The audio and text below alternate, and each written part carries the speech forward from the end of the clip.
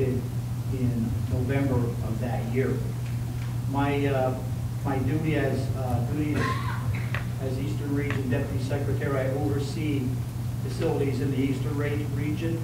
I have 4 facilities that are located in the Central region, and a facility that's located in the West, for a total of 12 facilities that I oversee in working with the superintendents and their administrative staffs at those facilities.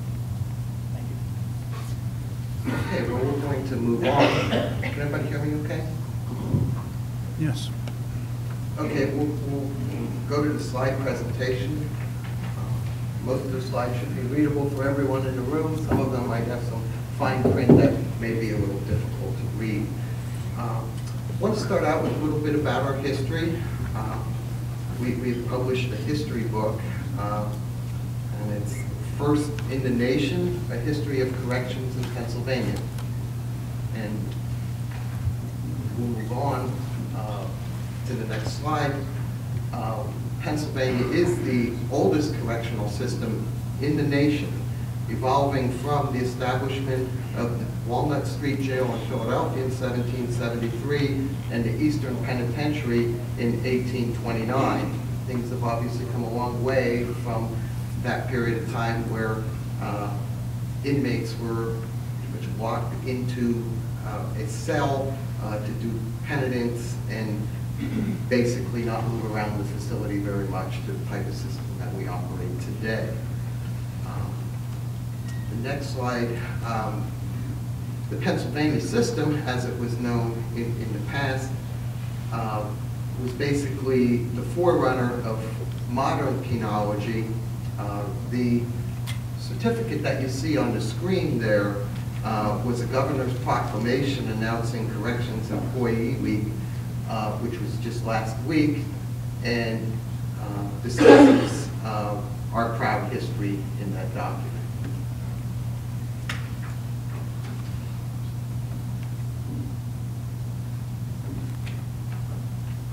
We take pride in the fact that the influence and evolution of Pennsylvania corrections that does date back to the Walnut Street Jail, as I mentioned earlier, continued through the operation, of SCI Forest in Marionville, and we expect to continue in the opening of our new facilities that will be coming online in the next couple of years.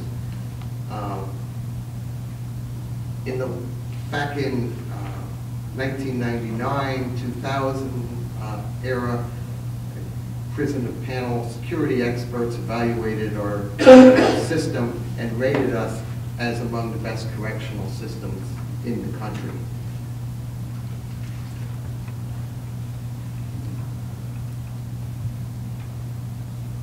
Today, under Secretary John Wetzel, who was just confirmed and took the oath of office last Friday in Chambersburg, and I was there at the ceremony, and the staff at Franklin County were very sorry to see him go, and it is our gain to have him.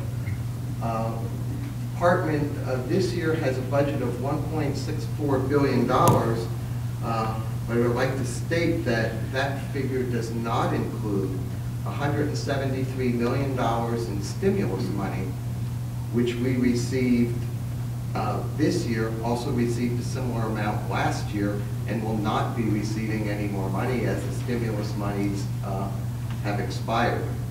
We've already used that up for this year. With that money was enough to fund 2,500 corrections officers for a full year. That money will not be available in federal funds next year. Obviously, we can't do without 2,500 corrections officers or an equivalent amount of money in operations or other staffing. So that money is going to have to be made up through other aspects of the state budget, which puts us in a precarious situation, flat funding of the department, which is much better than a lot of other agencies who, if you read in the paper, whatever, are expecting significant cuts in their operations. If you go back to the slide, I won't have the budget part of that. about it. I'll moving the slide. We oversee 26 correctional institutions around the state, one motivational boot camp, a training academy, 16 community corrections centers, 40 private community corrections centers, approximately 16,000 employees, and more than 51,000 inmates around the system.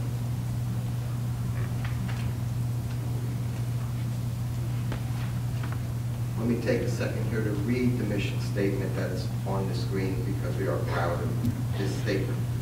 Our mission is to protect the public by confining persons committed to our custody in safe, secure facilities and to provide opportunities for inmates to acquire the skills and values necessary to become productive, law-abiding citizens while respecting the rights of crime victims.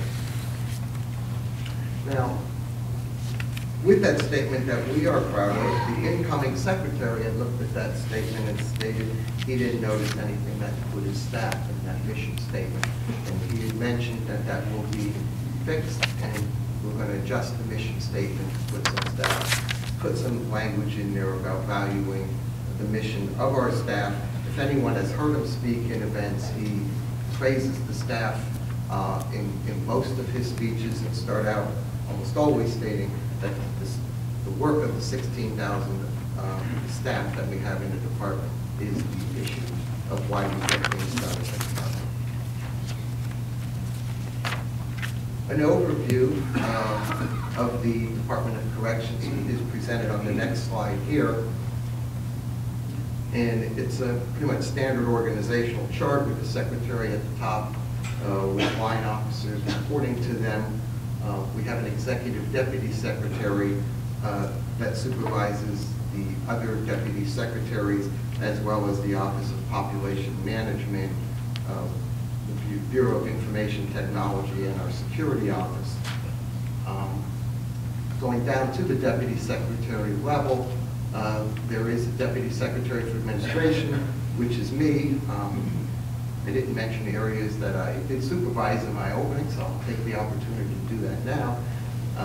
And that is Bureau of Administration, which handles the finances, Bureau of Healthcare Services, Bureau of Correctional Industries, Bureau of Human Resources, the Bureau of Operations, the Training Academy, the EEO office, and the County Inspections Office. We also have 3 regional deputy secretaries, of which Deputy Klopotowski is one of those. Actually, we only have 2 right now. So he and the other deputy secretary, which is Randy Britton, actually are covering all but 3 of the other facilities, the institutions actually. So 1. And the last of the deputy secretaries is for specialized facilities and programs, which supervises 3 facilities, and also Bureau of Community Corrections, Treatment Services, and Victim Services and Education. Below, I don't need to go in to say which institution reports to what deputy secretary, because I'm not sure which ones do right now. I would have to handle, because, as I said, we're short 1 at this point, and staff are doing double duty, but each of the institution superintendents do report to a deputy secretary and who oversees the activities in their region. The next slide shows a distribution of our institutions across the state. Pretty self-explanatory if you could read it. Out in the back, I did want to point out just the distribution of our facilities around the state. Many are not in high populated areas. Over the years, even our attempts to place institutions in high populated areas, didn't meet well with the communities out there. And those areas that got prisons are those that wanted, and even back in the early 1990s, there was even a competition for them where we built 5 prisons, and about 11 different counties actually bid in that process to get prisons. So our prisons are disproportionately in the West. to use Center County, which his name was Center County, it's supposed to be in the center of the state. We have a facility right in the middle of that, Rockview. We'll have another banner on the same grounds. We have 16 institutions west of that point, and we have 10 east of that point. The reason that I mentioned that is because most of our inmates come from eastern Pennsylvania. 42.3% of our inmates come from Philadelphia and the 4 surrounding counties. In addition, there's a number of other counties in the east that send a number of inmates to Pennsylvania. And just pointing out, within our facilities there, and I took these numbers as of yesterday.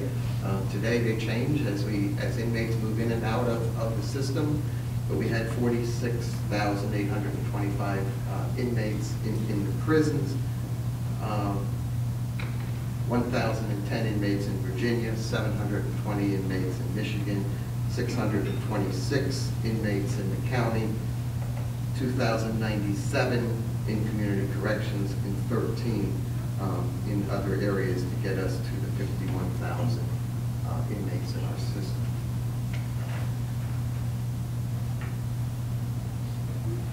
Now I'll turn it over to Deputy Papatas. As Tim mentioned earlier in his presentation, the DOC is tasked with the operation of 26 SCIs, 16 community correction centers, 40 contract facilities, the motivational boot camp at Plahana, our Elizabethtown Training Academy, and central office. Of those 26 facilities, we have some facilities that are specialized in their function. SCI Muncie is a female facility, and they also do the diagnostic and classification work for the female population. SCI Camp Hill does the majority of the classification work for our male offender population. The Plahana Boot Camp serves as the military, one of their functions is serving as the military-style motivational boot camp. SCI Green has 4 RHUs, and they also have a 128-bed capital unit. SCI Waymart is they focus primarily on mental health. They have a forensic treatment center, a special assessment unit, and an intermediate care unit. SCI Laurel Highlands, housing for geriatric or terminally ill inmates. SCI Chester does a lot of therapeutic services, as does Pittsburgh for alcohol and other drugs. And SCI Pine Grove has a young adult offender population. Interesting to note, though, these facilities that are specialized, they do maintain a level of general population offenders as well.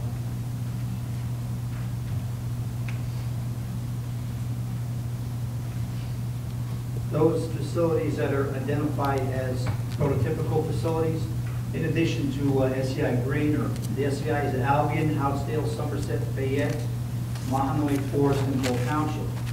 The prototypical facilities were designed in the 1990s to ensure there's a consistent design that maximizes the use of available staff while maintaining high levels of security. And those facilities that can be identified as a non-prototypical facility, SCI Huntington is one of our oldest facilities. SCI Rockview, they house the execution chamber.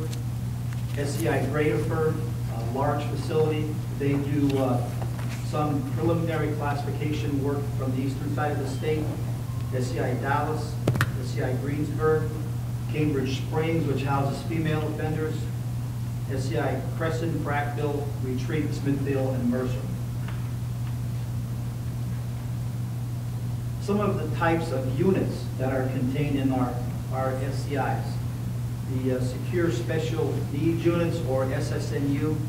There are 8 facilities in the department that have an SSNU. The Special Needs Units, or SNU, 18 of our facilities have units for those populations. Mental health units, we have 4 facilities that operate mental health units through a contract provider. General populations, the medical infirmaries, the DCCs, not only at Camp Hill, but Pittsburgh, Graterford, and Muncie. Of course, our facilities have restricted housing units to house those offenders that are either disciplined